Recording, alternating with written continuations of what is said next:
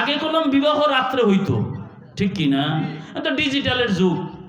আগে দেখছিলাম ছেলে যায় মাইয়ার বাড়ি, মাইয়ারে আনতে সাইজা। আর এখন বর্তমানে এমন অবস্থা হইছে, ফোনে না দেখে পিরিত জুমা গেছে, পোলার বাড়ি মাইয়া হাজির, ঠিক কি না? যুবক, প্রেম হিসাব করে করিস। আজকে সকালেও দেখছি ময়মনসিংহে এক মহিলা আইছে কুমিল্লার থেকে আইসে, এমন অবস্থা ওই মহিলার সামনে ছেলেটা, ওই মহিলার বাচ্চা। প্রেম কারে কইছে? হাই রে প্রেম রে, যুবক রে কোন বুতে যে পাইছে নিজেও বুঝি না।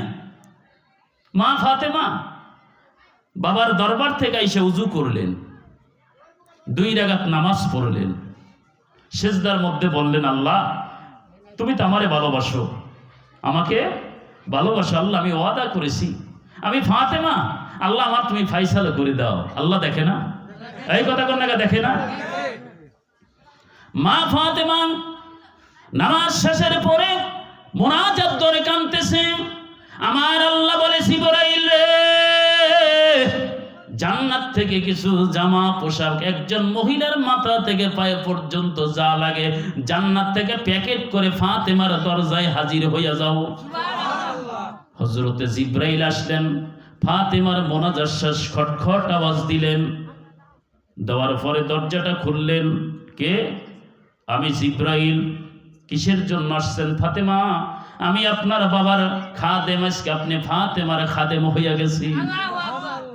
জিবরাইল, কিসের জন্য আপনি আমার খাদেম হলেন? ফাতেমা বলে, জিবরাইল বলতেছে, ফাতেমা আপনার চোখের পানি আমার আল্লাহ সহ্য করতে পারে না। আল্লাহর নবীজির মেয়ে কলিজার টুকরা ফাতেমা, আপনাকে এই প্যাকেট আল্লাহ দিয়ে সেইটা পড়েন আপনি। ফাতেমা পড়লেন, ওই জায়গায় কথা বলতেছে। মা ফাতেমা জামা পোশাক পরলেন, সুন্দর মানুষ। 2টা মেয়ে আসলেন, আসার পরে বলে, ফাতেমা সবাই খানা নিয়ে বসে আছে, আপনি যদি ওখানে যান সবাই খানা খাবে। জোরে কোন সুবহানাল্লাহ। এমনি ফাতেমা সুন্দর মানুষ, জান্নাতের পোশাক পরলেন। পরার পরে আস্তে আস্তে আস্তে আস্তে করে চলে গেলেন। যাইয়া দেখে সব কাফেরের মজলিসে সব মহিলারা বসা। ফাতেমা যখন গেলেন, সবাই খানা ছেড়ে ফাতেমার দিকে এক নজর তাকাইয়া আছে। আরো জোরে বলেন। দেখবেন আমার দেশে যদি আমার ঘরের সাথে অন্য একটা ঘরের ভিতরে কোনো ভাই যদি একটা ভালো শাড়ি আনে, ঘরের মানুষ অন্য ঘরে এসে দেখে, দেখে না? দেখো তোমারে কত সুন্দর ভালোবাসে। আর আমার মগায় বাজারে মানে শালি বালু দিয়ে যায়, ভালো কাপড় সই বাজে না, আছে না? অনেক পুরুষ বিয়া কইরা হায় রে এবারে বেতালে আছে, মাছ যেরকম বাজে না, এক সাইড বাইজলে আবার উল্টাইয়া দেয়। অনেক পুরুষ আছে পারে না কইতে, পারে না সইতে, আসেনি? মা ফাতেমা যখন গেলেন, কাফের 12,000 মহিলারা ফাতেমার দিকে তাকাই আছে। ফাতেমা রে, এটা কোন মার্কেটের শাড়ি পাইছো রে ফাতেমা? মক্কার না মদিনা, মনকে সিরিনা, জর্দান, ফিলিস্তান, আম্মান না মিশর, কোন মার্কেটের? ফাতেমা বলে, এইটা দুনিয়ার কোন মার্কেটের শাড়ি নয় রে, এটা জান্নাত থেকে আমার আল্লাহ পাঠাইয়া দিছে।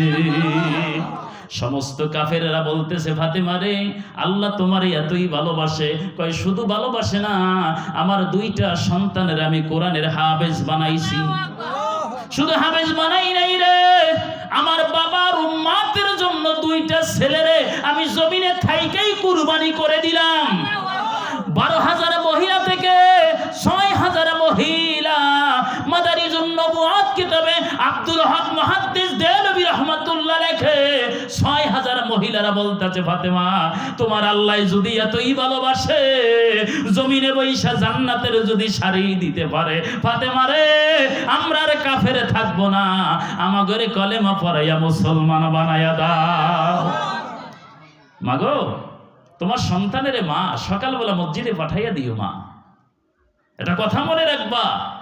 আমরা হুজুর বাড়াইটা তোমার কবরের সামনে দোয়া করলাম, আর তোমার সন্তান আলেম হয়ে তোমার জন্য যে দোয়া করবে সেটা আমারই হবে না? হবে। সন্তান যখন কবরের সামনে যাইয়া মার জন্য দোয়া করবে। এই চোখের পানি গাল পর্যন্ত না আসতে আল্লাহ পাক তার মা বাবার গুনাহগুলো মাফ করে দিবে। তাহলে বাবা ছেলেদেরকে আলেম বানানোর দরকার আছে না? আজকাল আমরা বাদ দিয়ে দিছি।